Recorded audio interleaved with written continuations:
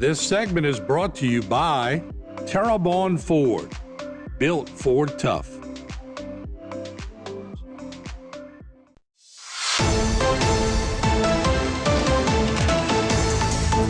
Hey everybody, welcome into Bayou Time. I'm Harry McCullough. Wednesday night, of course, will be the Terrebonne Parish Council meeting. I've already had the budget and the community development meetings on Monday. Here to talk more about what's going to go on is the council chair, Carly Harding. Thanks so much for being with us, Carly. Thanks again. Yeah. So how was it? Let's start with the Monday nights and again, Budget and Finance Committee and the Community Development and Planning Committee. Anything happen on Monday night? Actually, it was business as usual. You know what I mean? I think we went right through pretty good. And we're just following the format. There were a few questions, knowing where the money was going, how it's spent, and what is projection to be spent. There were not anything that was controversial last night, you know what I mean? So, well, generally, you know what I mean, when people have a vision and you're feeling responsible, there will be questions. Right. You know what I mean? If you don't ask the question, you Sure. have somebody going to say, well, why you didn't ask this and why you didn't ask that? But no, we went along pretty smooth last night, budget and finance. Okay, great. Let's talk about Wednesday, and actually we'll get to this towards the end, but there will be a presentation of the capital outlay project, so we'll talk about that later. Let's talk about what's going to happen on this council meeting and some of the first things that'll happen. Yeah, we have the Louisiana Public Service. That's a public entity for energy efficiency. They're going to make a presentation, to us. That's for governments like agencies such as the school boards, things of that nature. It's not for the individual layperson within the community. It's for school boards and stuff like that. We're also going to have the South Louisiana Legal Service, and we're talking about that. And what's happening there is that we're going to actually go into that, or actually we have the South Louisiana Legal Service, and when we go into that, we subsidize through our legal department. I think my numbers serve me right. I think we allocated about $500,000, went through that last night. But we subsidize that particular portion of it outside our legal people to help the lay people with certain small legal matters that they have. That's for low to moderate income people. So that's the $40,000 that we have going to them. Then they have another, they're part of a nonprofit organization where they get other funds to assist people with a lot of their personal affairs. Okay. And then C is Jessica Domingue. She's District 53 state representative, but she'll be providing some updates of what's happening, I guess, in Baton Rouge. Yeah, Jess and I, we were at a town hall that Mr. Bergeron had, and she said she had some time. She wanted to come give some updates. That's what's going on in Baton Rouge and what the projections are for Terrebonne Parish. We had a conversation talking about the needs of Terrebonne Parish, and so she wouldn't go back. And after this special session, they're going back in the beginning of the year, and then she's going to fight hard for us. Okay. And that special session, I guess, is dealing with some of the redistricting that's happening right now. So we'll see. I don't think they know exactly what they're doing right now. Well, that's a very political part right there. But right and now, that goes all the way to the Supreme Court of the United States. So. Right. It affects the state of Louisiana tremendously. Right. So, yeah, that's something definitely we'll be watching there. At 6:30, you're going to have public hearings related to different things, right? Yeah.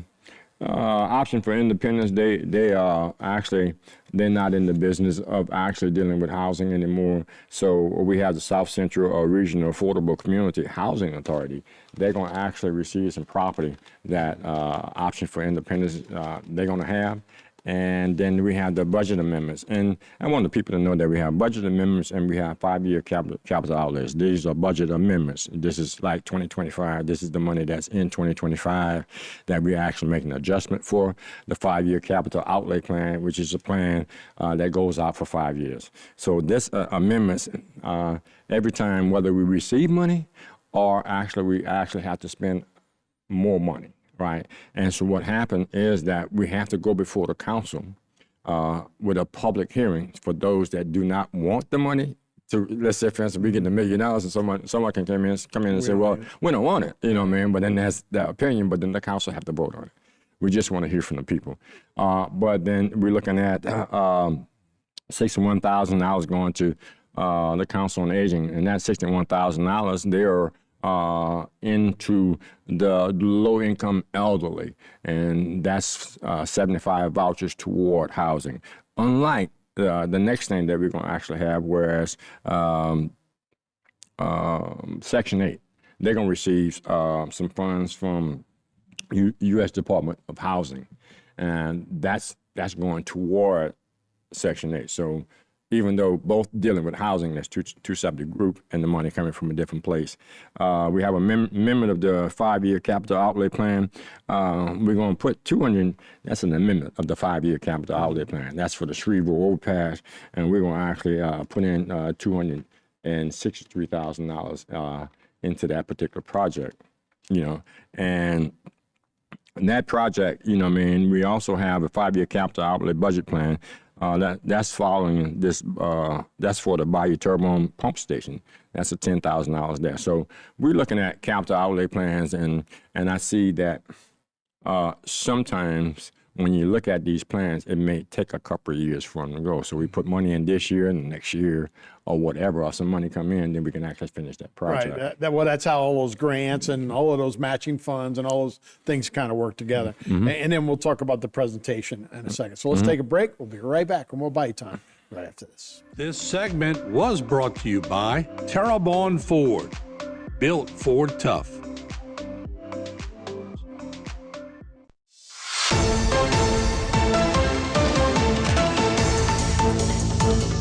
Everybody, welcome back to the show. We're speaking with Carly Harding, is the council chair for the Terrebonne Parish Council. So, as we continue on with some of the agenda items, we had talked a little bit about the adoption of the parish budget and 5-year capital outlay play, and then we move into some of the appointments and all as well. Yeah, we have, of course, you know, we want to promote the fact that we want our citizens to, I guess you can say, take some of the load off us, because we got a lot of agencies or committees that can assist us in the work that we do.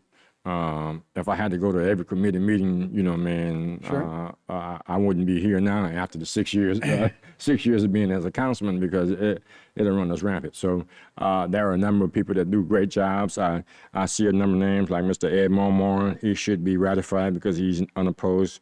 Mr. Jan Rogers, he's unopposed. Mr. Joe Harris, Mr. James Frank, and that's like Recreation Board, Houma Board Adjustment, Planning Commission, Airport Commission. You look at Airport Commission, so that's a lot of money Sure. that they're dealing with to have a particular Doing a great expertise. job over there. Yeah, the planning and zoning, and that has a lot to do with. We got a lot of work that's being done out there at the airport, and they got great people that's on that particular. One of the busiest airports in the world. Right. When you talk about the number of flights out there with the helicopters. Yeah. Well, the flights are out there, and I think they're number one in the state, and I think they're high ranking, probably within at least the top 5 in the nation, Right. because of our servicing Sure. to the Gulf. There's drones coming in. Drones. Yeah, and Awesome. we're looking at Fletcher is actually going out there too. So we do a lot of business with people that's associated with Fletcher. So the people in Terrebonne Parish, they come together with these agencies. We just, you know, like last night, we just got to watch the money, make sure what we're talking about. We're making budget adjustments, the 5-year capital outlay plan, and the parish president, he has something coming up. And I'm oftentimes, when the parish president, he will lay out a capital outlay projects. So he's going to make that presentation. I don't know what it is. Oftentimes we have citizens, and we have the representative of the citizens, and the council as a whole, and then you have the parish president as he see it, and what we have the expectations for our individual districts, and what we have as a council, and what his vision is for the parish. by hearing the cries and things. So when he makes this presentation, I'm pretty sure that all 9 of us on the council have a particular project they might want to see that's out there, and this is something that he actually, I guess you can put it in the point of it would be his legacy. Right. I mean, in these 5 years, so a 5-year capital. If you have capital outlay. So you guys, you don't know exactly what's going into this plan, right? No, no, he's going to make a That's what the presentation. presentation's about. Right. We may have some idea because some conversations we may have had, or we're going to see how we handle perhaps the lilies. We're going to see how we're going to handle the roads or the drainage. What are some of the plans that we're going to actually have for the disaster recovery money, or where are we and where are we going because of the results that we were able to do something with disaster recovery money that may actually free up some other money for do other projects. Yeah, that's actually what I was going to ask you. So a lot of these outlays are dealing with FEMA money, you're dealing with state money, you're dealing with grants, federal, whatever. Sometimes, though, in administrations change, I know the park, the Cajun Heartland Park, things the funding for that got different, so where it went from the state and then the recreation department, then it's the civic center almost taking over. So how does that all work? Yeah, you look at a 5-year capital outlay, you say, well, look, you're going to set some money aside and we're going to actually have this drainage project taken care of. So that's still on the books. It's still in that 5-year capital outlay plan. So what had happened when they transitioned in Baton Rouge, governor or the legislature and things like that, well, some of the funding was pulled. That left us with the Bayou Country Sportsplex in a bind because 2-3 was actually in on it. And when in the past administration, they came and bailed them out, put it under recreation. And then we have so we started funding it through recreation and took the burden off 2-3. So it could be something like that, money that's actually may have been promised that's not there. I know that we have a pump station down Geraldine Road. They're working with something right there, see how to get that squared away with the CPRA. So that actually may save us some funds that's there. We have to wait for the presentation. So, at the end of the year. And it's odd. When you serve a 4-year term, you got a 5-year capital outlay plan. You know what I mean? Right. So I think somebody have to figure it out. So let's get this done while we're here, Right. because if you come in the middle of something and things can change because we can have a storm, and we need the money for something else, and people have to understand that we have to pull these projects because we have something that is more prioritized than just cutting trees. Right. Yeah, No, look, that's the nature of the game, though, I guess, not to make it a game, but that's the nature of government. As long as we're accountable for what we're doing, we're good. Gotcha. Yeah. Well, Carly, thanks so much for your time. We'll see the presentation on Wednesday, so thanks for your time. Appreciate it. Thank you. All right, we'll be right back with more Bite Time right after this. This segment was brought to you by Cardiovascular Institute of the South, providing our patients the highest quality cardiovascular care available.